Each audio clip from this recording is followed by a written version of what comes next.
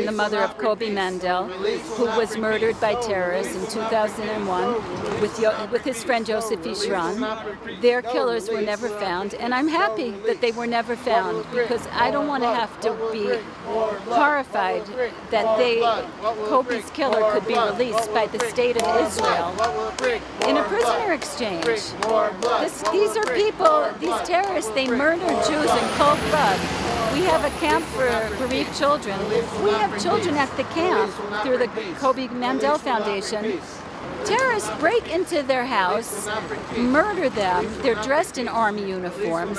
They bend down, they spray bullets, and they kill 7-year-olds. And these are the kind of people they're thinking of giving away, freeing so that they can kill again.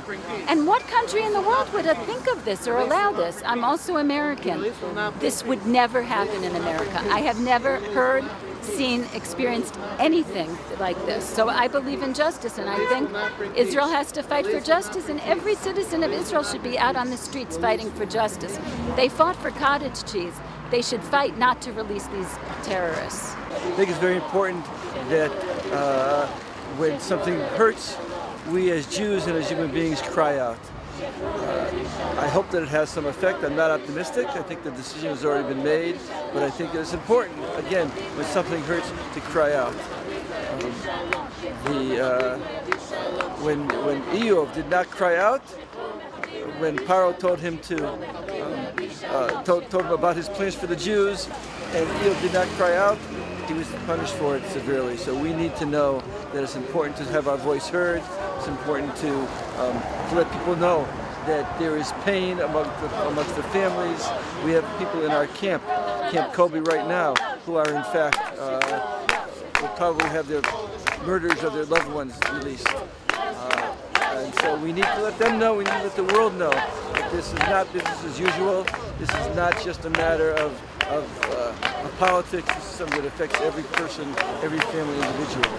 There are two issues in terms of Benjamin Netanyahu and his position here. I think there's the overall strategic issue vis-a-vis our relationship to the United States, vis-a-vis whatever chance there might be for peace and our position in the world.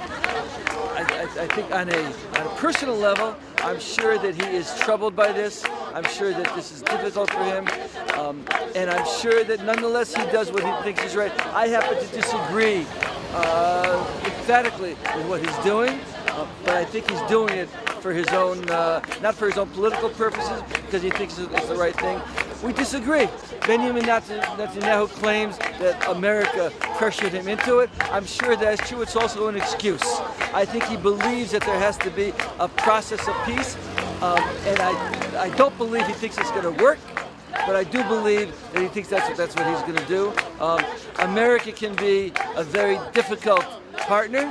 American Jews, many of them have told Obama that they in fact should pressure Israel to